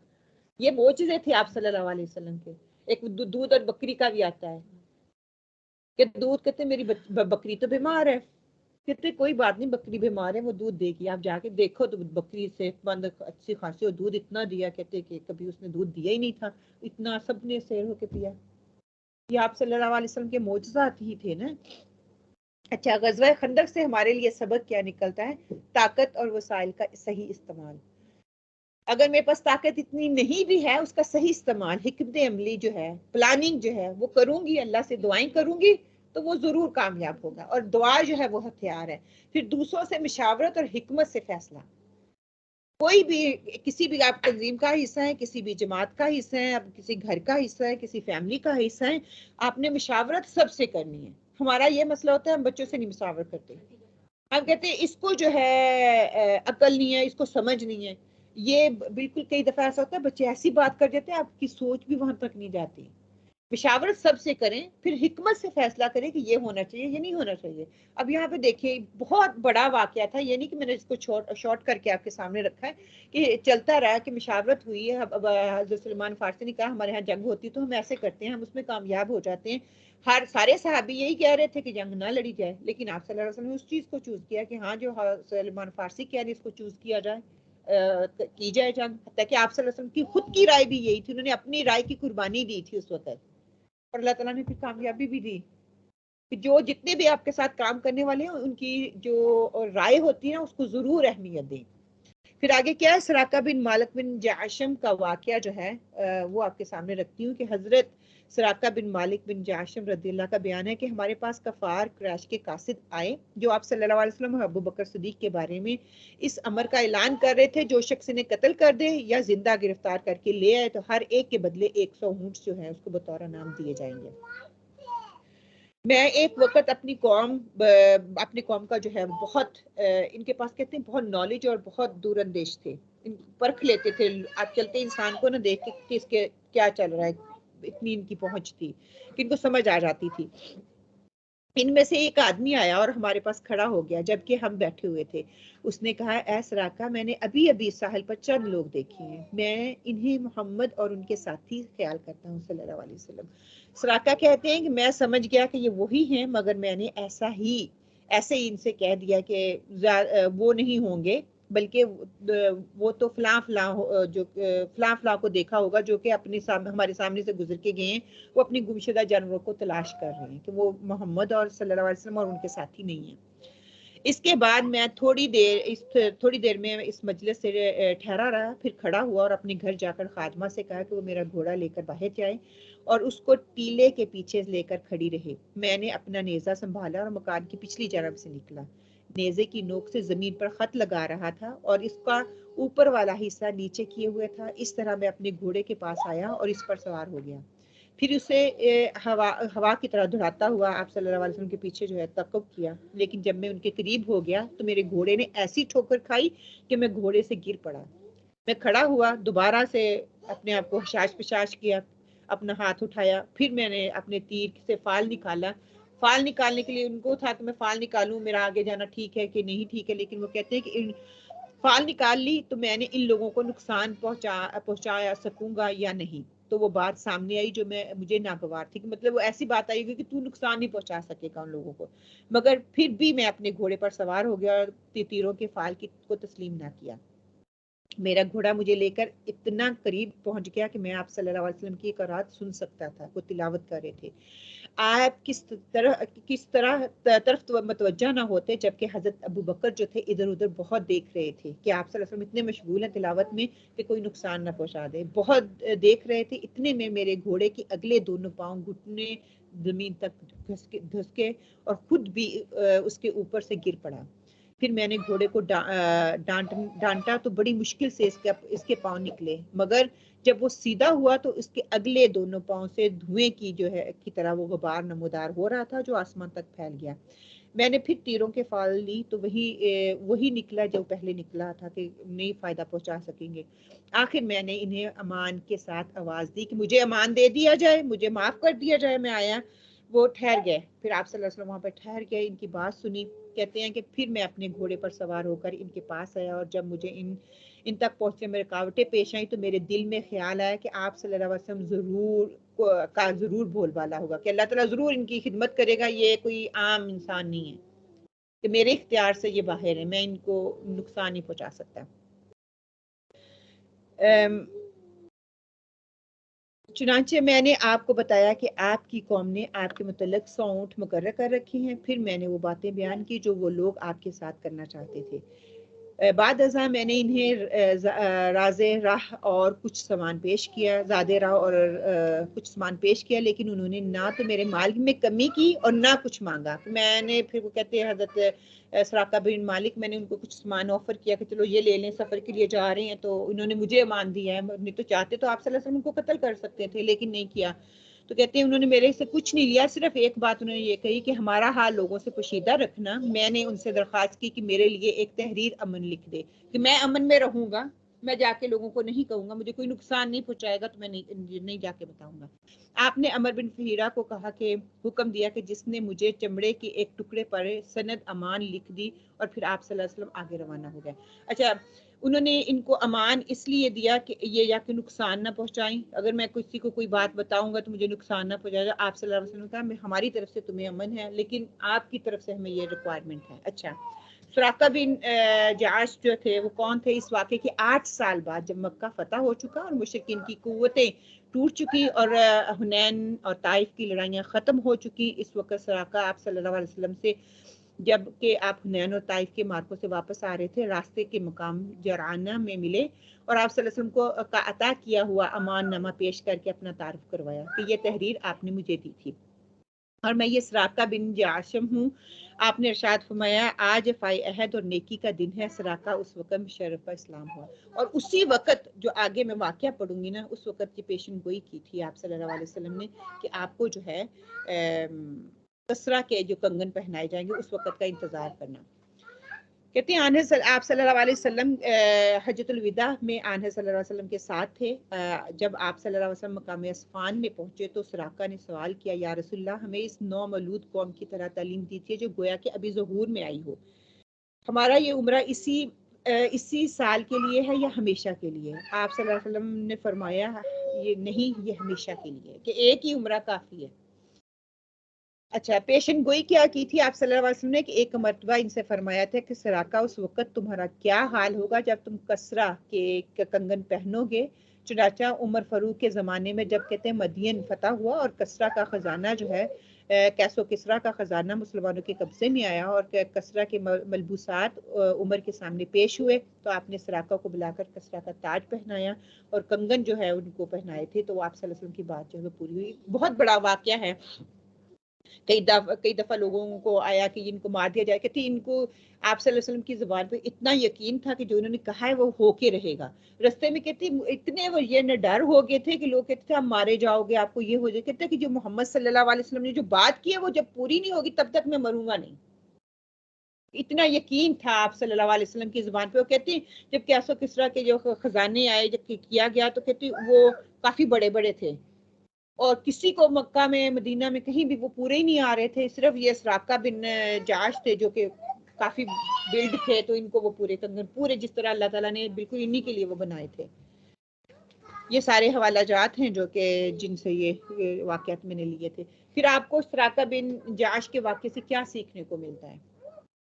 آپ نے کیا سیکھا؟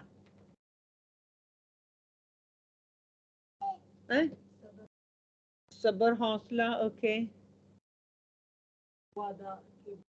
وعدے کی خلافی نہیں کرنی. آپ صلی اللہ علیہ وسلم کو وہ ان کی جو اللہ کی طرف سے ان کو وارننگ آیا تھا کہ وہ سمجھ گئے اگر آپ کسی کو نقصان پہنچانا چاہ رہے ہیں، آپ کو کوئی تکلیف یا رکاوٹ آ رہی ہے تو سمجھ جائیں اللہ کا ساتھ اس بندے کے ساتھ ہے.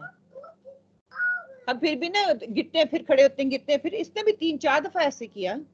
کہتے میرے دل میں آیا کہ میں آگے بڑھتا ہوں، پھر آگے بڑھا، پھر گھوڑا وہیں پہ اس کی ٹانگیں اندر دھس جاتی تھی، پھر کہتا تھا کہ نہیں، پھر اٹھاتا تھا، پھر آگے. مطلب یہ اللہ تعالیٰ کی طرف میریکل ہی تھے نا جو نظر آ رہے تھے. زندگی میں کبھی کبھی ایسا آتی ہے نا جی وہ آتی ہے. ایک یہ بھی ڈسکشن ہے کہ آپ صلی اللہ علیہ وسلم سے جب اس نے وعدہ کیا تو آپ صلی اللہ علیہ وسلم اگر چاہتے تو اسے بدلہ لے سکتے کہ ہمارے پیچھے کیوں آئے. وہ 2 تھے، وہ 1 تھا، مار سکتے تھے، لیکن آپ صلی اللہ علیہ وسلم نے اس کو موقع دیا. تو دوسروں کو موقع بھی دیں.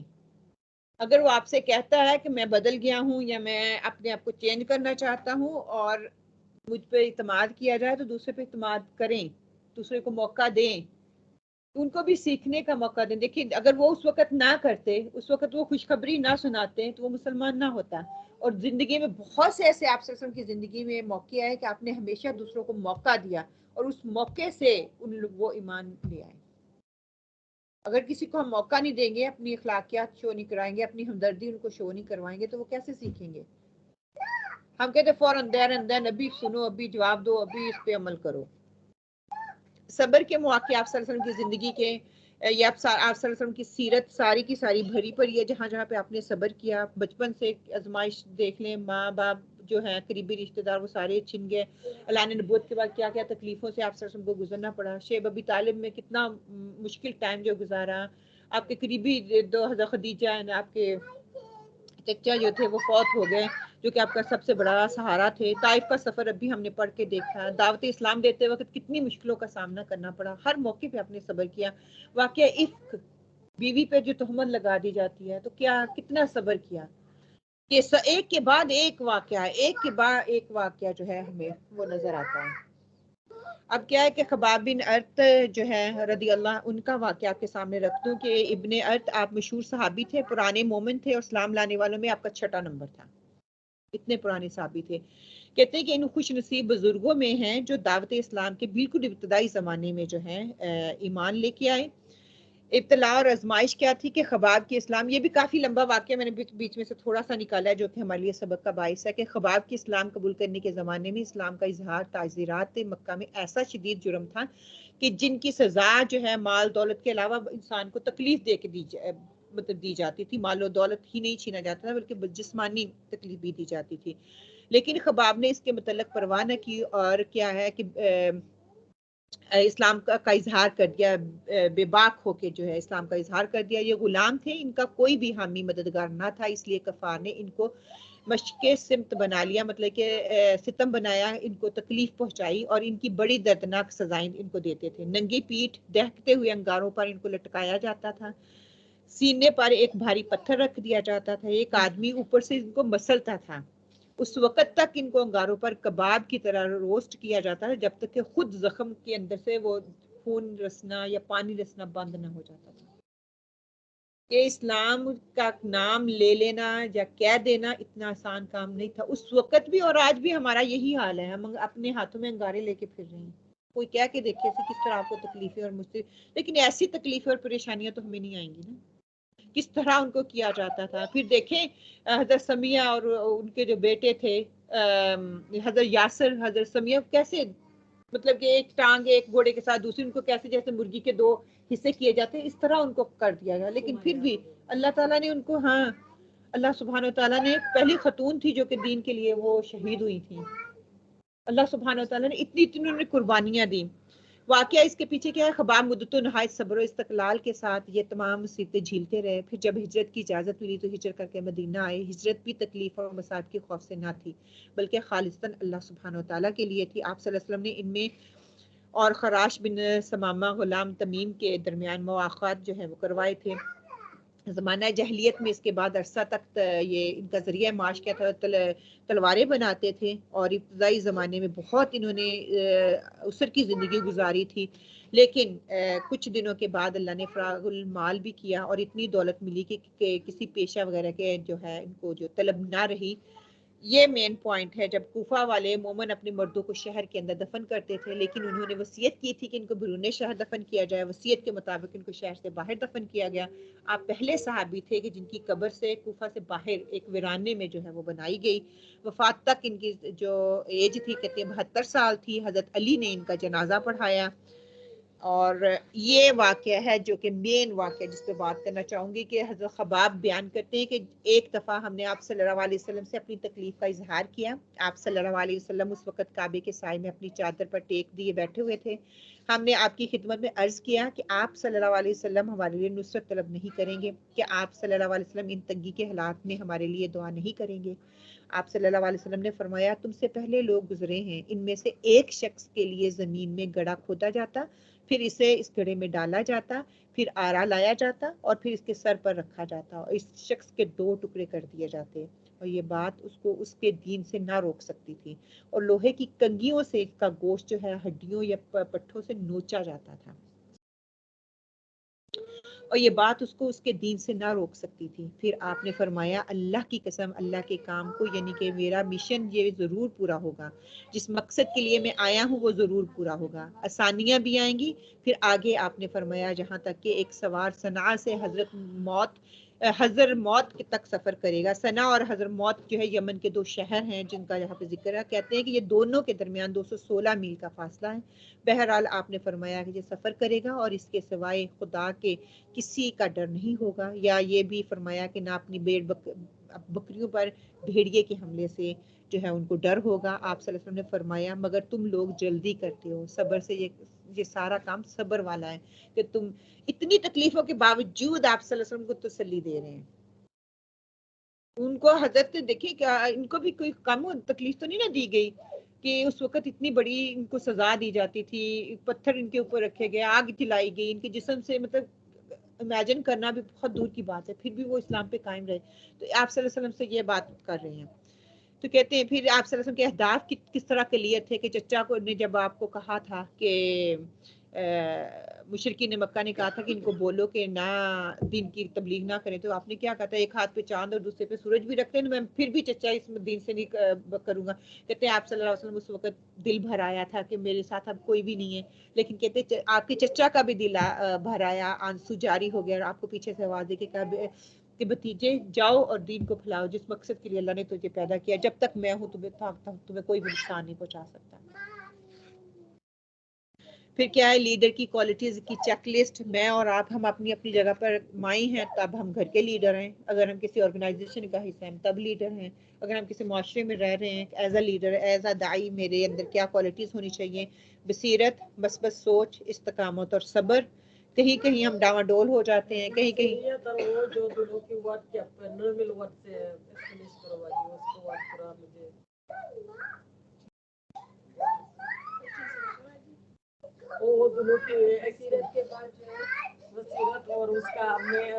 اچھا بصیرت ہوتا ہے کہ اچھی نظر رکھنا، واضح مطلب کہ میرا یہ ٹارگٹ ہے، یہ مجھے یہاں تک پہنچنا ہے. ٹھیک ہے، ویژن ہوگا تو پھر بھی آپ کرو گے نا.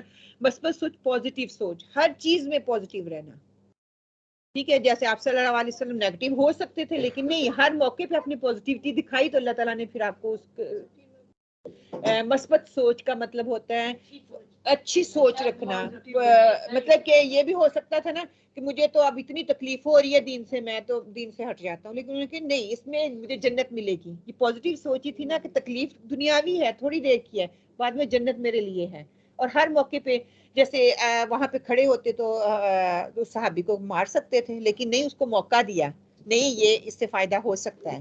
طائف کے لوگوں کو موقع دیا، پازیٹیو سوچا، کہہ سکتے اتنا تکلیف ہوئی، اتنی مجھے انہوں نے دکھ دیا ہے، ان کو ختم کر دو، ایک سیکنڈ میں ختم ہو جاتے ہیں، لیکن نہیں، یہ ہوتی ہے مثبت سوچ. پھر استقامت، ڈٹے رہنا، جو فیصلہ کیا اس پہ ڈٹ جانا، صحیح فیصلہ تو ڈٹ جانا، اور صبر کرنا، صبر کو پھر ہاتھ سے نہ جانے دینا. کیا میں مشکلوں پر صبر کرتی ہوں؟ اگر میں نے صبر کر لیا تو میرے اندر استقامت نہیں ہے. اگر میں نے مثبت سوچ کر لیا تو میرے اندر بصیرت نہیں ہے. مطلب کہ ہمارے اندر کمیاں آ جاتی ہیں نا. کیا میں اپنی ذمہ داری اچھے سے نبھا رہی ہوں؟ ذمہ داری کرتے کرتے میرے اندر صبر نہیں ہوگا. اگر استقامت ہے، میں لگاتار بچوں کو ڈراپ تو کر رہی ہوں لیکن صبر نہیں، کبھی کبھی میں کھو بھی دیتی ہوں.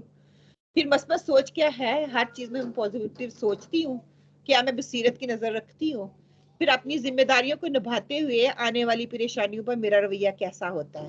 میں صبر کرتی ہوں، میں استقامت دکھاتی ہوں، مثبت سوچ رکھتی ہوں یا نہیں رکھتی؟ پھر آپ صلی اللہ علیہ وسلم کے مشن کو آگے پہنچانے میں میرا کتنا رول ہے؟ کیا میں گھریلو، میں ضروری نہیں کہہ رہی کہ میں کسی آرگنائزیشن کا حصہ ہوں، گھر کے لیول پہ ہوں تو کیا میرے کردار سے، میرے اخلاق سے، میرے رویے سے میں دوسروں کو متاثر کر رہی ہوں؟ آپ صلی اللہ علیہ وسلم نے جو طریقے ہمیں بتائے تھے کیا سنتوں پر عمل کر رہی ہوں؟ میرا کھانا پینا، اٹھنا بیٹھنا، معاملات، جاگنا سونا، عبادات، کیا آپ صلی اللہ علیہ وسلم کی سنت کے مطابق ہیں؟ کیا اس کے مشن کو تقویت دے رہے ہیں؟ کیا اس کے مشن کو آگے لے کے میں بڑھ رہی ہوں؟ کسی بھی طریقے پہ، ضروری نہیں بہت بڑے لیول پہ، کسی بھی طریقے پہ کیا میرا ساتھ ہے؟ پھر کیا ہے کہ فیصلہ کرو، تمہارا فیصلہ ہی کام آئے گا. کہ اگر اللہ کو حاضر ناظر جان کے ہم فیصلہ کریں گے تو آپ کا فیصلہ ہی جو ہے مثبت سوچ کے ساتھ، صحیح سوچ اور اخلاص کے ساتھ ہوگا تو اللہ تعالیٰ کا فیصلہ آپ کے ساتھ ہے. ہر انسان کو وہی ملے گا جس کی اس نے کوشش کی. سورہ تحریم میں بھی، سورہ نجم میں اللہ سبحانہ وتعالیٰ کہتے ہیں نا، جس نے جو کوشش کی اس کو وہی ملے گا. تو اگر دنیاوی کوشش ہے، دنیا مل رہی ہے مجھے، آخرت میں میرا کوئی حصہ نہیں ہے. اگر میری آخرت کی کوشش ہے، دنیا میں اگر مجھے کچھ نہیں ملا تو آخرت میں مجھے سارا کچھ مل جائے گا. 99 جو اللہ تعالیٰ کی رحمت ہے اس کو دیکھے، جنت کو دیکھے، اللہ کا دیدار آپ کو ملے گا. سب سے بڑی چیز تو یہ ہے. سورہ رحمان میں اللہ تعالیٰ فرماتے ہیں میری کون کون سی نعمت کو جھٹلاؤ گے. بار بار 31 ٹائم کہ 37 ٹائم یہ لفظ بار بار استعمال ہوا ہے.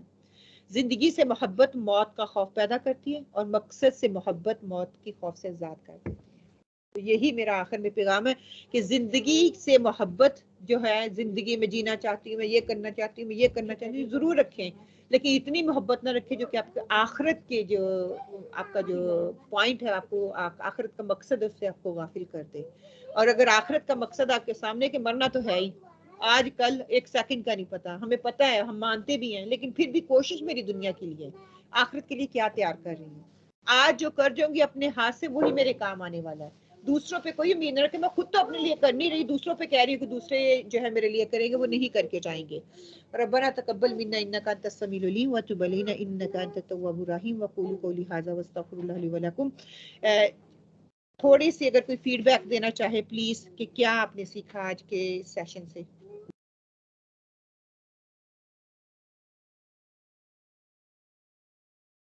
ہاں جی. ہماری زندگی کا مقصد کلیئر ہونا چاہیے کہ جو مقصد اللہ تعالیٰ نے ہمیں دے کر اس دنیا میں بھیجا نا، اس کو ہمیں یاد رکھنا ہے. جب ہم وہ بھول گئے تو پھر دنیا ہی دنیا آخرت میں وہ جو لاسٹ کوشچن کی جو کیا تھا نا ہاں، میرے سے وہ تھا، میرے چھوٹی تھی، ایک دن صبر کرتی تھی، دوسری کرتی تھی، دوسری اس کے اوپر میں کوشش کروں گی اللہ تعالیٰ مجھے وہ استقامت صبر ہر چیز پاسبل نہیں ہے لیکن کوشش ہم نے کرنی ہے، کر سکتے ہیں وہ اللہ تعالیٰ کے رضا ہے۔ اور وہ جو اسٹوری تو ہر ہم کو اللہ تعالیٰ انہوں نے ہڈی ایسا تو ہمارا زندگی میں نہیں، پھر ہم دین کے لیے ایزی مل کر بھی ہم دن کے لیے کچھ نہیں کر رہے تو وہی نا میری کتنی کوشش ہے دین کے لیے، میں کہاں کہاں پہ سرو کر رہی ہوں اپنے ٹائم کو، کہاں میرا ٹائم لگ رہا ہے، کیونکہ اس ٹائم کے بارے میں اللہ سبحانہ تعالیٰ نے ہم سے سوال کرنا ہے، ہم سے پوچھا جائے گا، ایک ایک لمحے کی قسم کھا کے اللہ تعالیٰ نے کہا وَالْعَصْرِ إِنَّ الْإِنسَانَ لَفِي خُسْرٍ، وہ اچھا یا برا گزر رہا ہے نا، وہ گزرتا جا رہا ہے، واپس نہیں آئے گا، اچھا بھی گزر رہا ہے تو تب بھی ہم خسارے میں ہیں، جب برا گزر رہا ہے تو پھر ہم کتنے خسارے میں ہیں۔ اللہ سبحانہ تعالیٰ ہمارے لیے آسانی پیدا فرمائے، ہمیں جو ہے دین کے اوپر بہترین عمل کرنے والا بنائے، اللہ سبحانہ تعالیٰ ہماری چھوٹی چھوٹی کوششوں کو قبول کرے، اللہ سبحانہ تعالیٰ جو ہے آپ صلی اللہ علیہ وسلم کی سنت کو سمجھنے، اس پر عمل کرنے کی توفیق عطا فرمائے، صحابیوں کی زندگیوں سے سبق لینے کی توفیق عطا فرمائے، انہوں نے تو اپنے دین کو محفوظ کرنے کے لیے مشکلوں، تکلیفوں اور پریشانیوں کا ڈٹ کر مقابلہ کیا۔ اللہ تعالیٰ سے دعا کرتے کہ اللہ سبحانہ تعالیٰ ہمیں بھی ہمت اور توفیق دے، اللہ تعالیٰ ایسی آزمائشوں سے ہمیں نہ گزارے، ہم کمزور ہیں لیکن اگر اللہ کی طرف سے آزمائش آتی تو اللہ تعالیٰ ہمیں صبر و استقامت کرنے والوں میں بنا دے، آمین اللہم آمین۔